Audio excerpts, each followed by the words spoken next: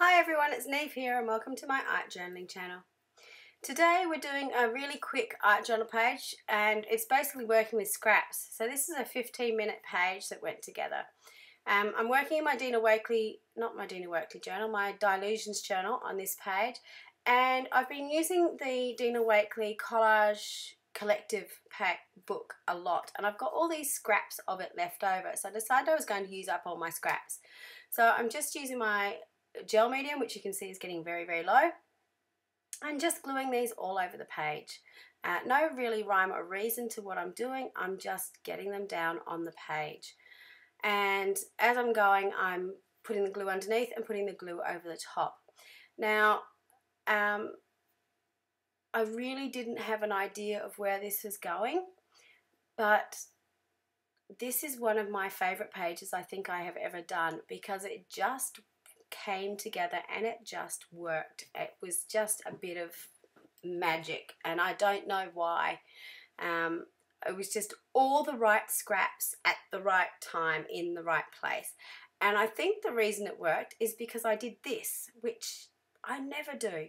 I just put a big piece of collage, a big square piece of collage, didn't even tear the edges, which I usually do, and shoved it down my middle page.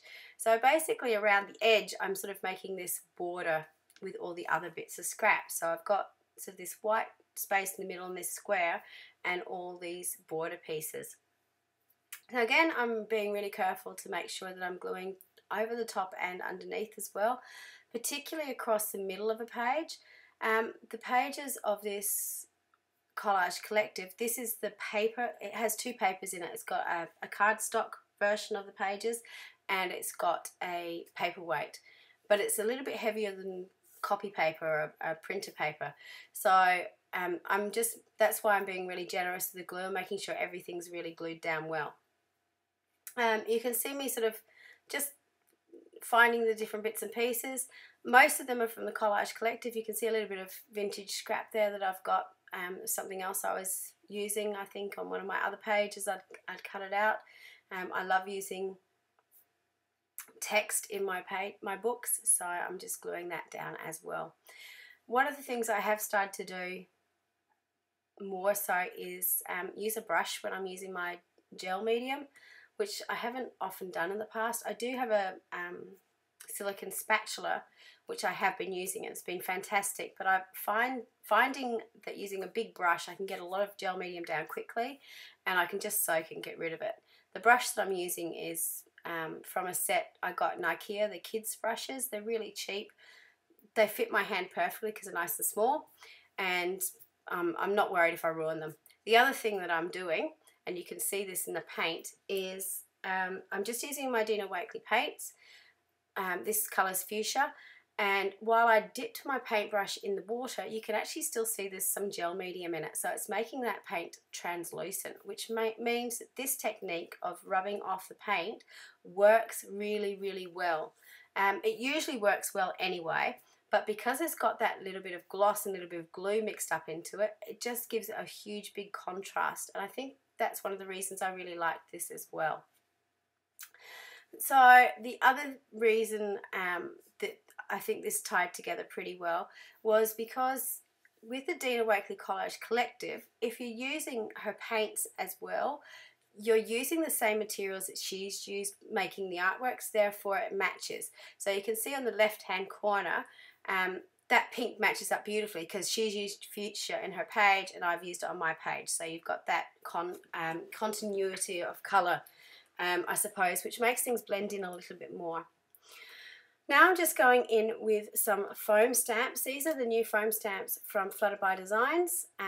She was asked, I think, by Art Foamies to create a set, or she requested to. Anyway, she's made them and they're beautiful, and they're all mark making stamps, which is one of my favourite things.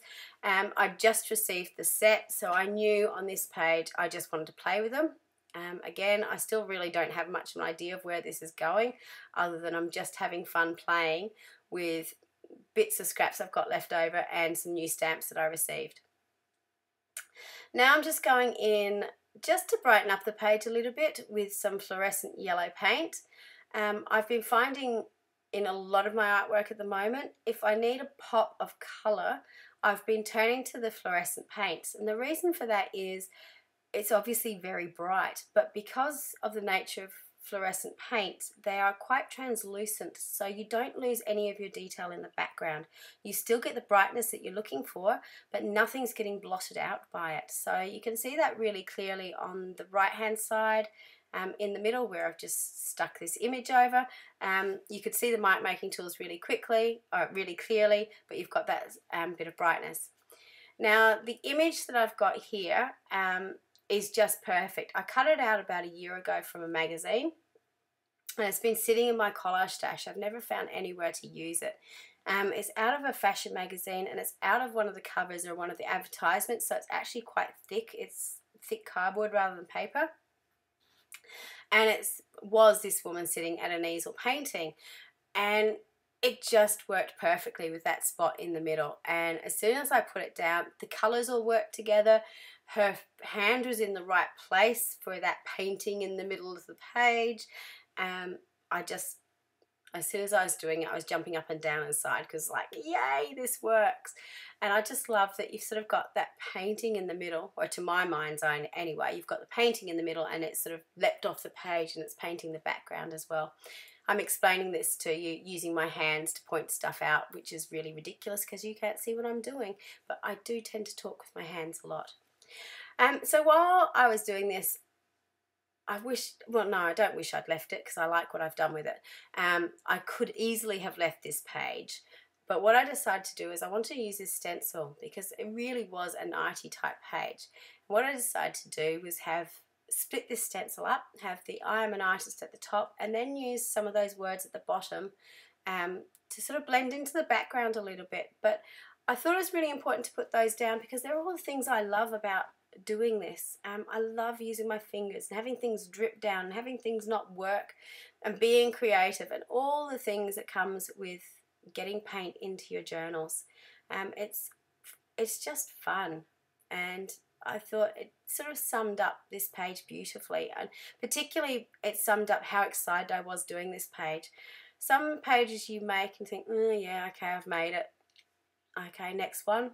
Whereas this page, I was really buzzing after I'd done it. And I think also I was really buzzing because it came together so quickly. It came together and it looked really good. And I was really happy with it, even though I'd gone into this with no expectations whatsoever and, you know, no idea of what the final page is going to turn out like. I was just going into my studio to have a bit of a play. So this is sort of the final bit. So I've stamped over it. You can see me tap my fingers there thinking, is it finished? Is it finished? But I do actually leave it as is, which I'm really glad I did.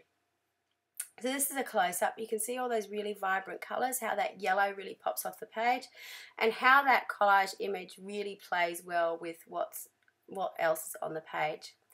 So I hope you have a go. Thank you so much for watching, and I hope you have fun playing with your scraps in your studio too. Bye for now.